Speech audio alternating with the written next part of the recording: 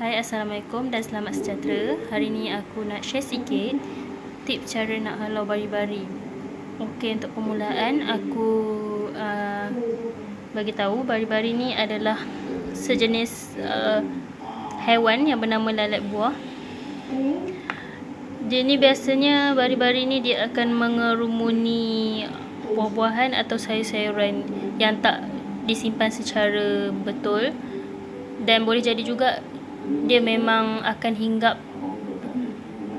dekat buah-buah dan juga bahan-bahan sisa buangan buah dekat dalam tong sampah pun dia boleh hinggap jugalah. Jadi kalau kita tengok dia daripada pandangan jauh, dia nampak kecil je, tapi sebenarnya kalau kita tengok dia dekat-dekat, baru kita nampak dia ada sayap. Dia sama je macam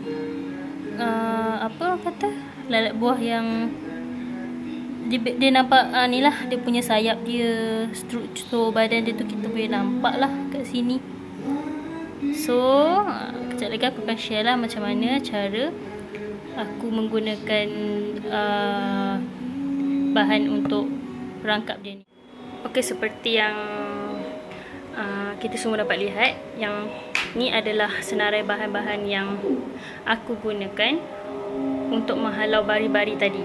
Okey, hanya menggunakan 3 bahan saja, iaitu gula, cuka dan juga sabun pencuci pinggan lah. Untuk gula, cuka ni cuka makan dan juga pencuci ni tak perlu orang kata apa, tak perlu ikut apa-apa brand pun boleh. Apa-apa brand pun boleh. So mula-mula kita perlukan satu bekas kosong.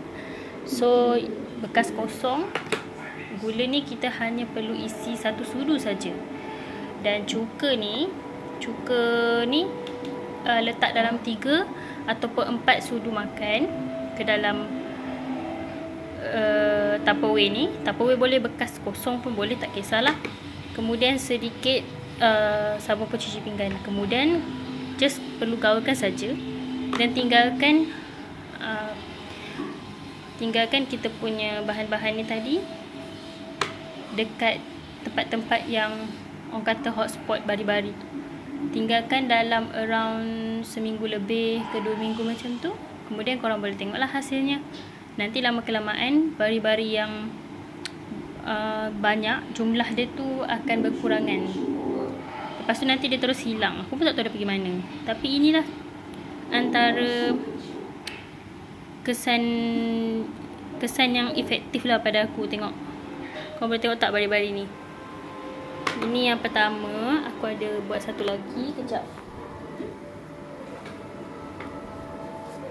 Nampak? Ni yang kedua. Yang kedua ni pun sama. Nampak bari-bari ni,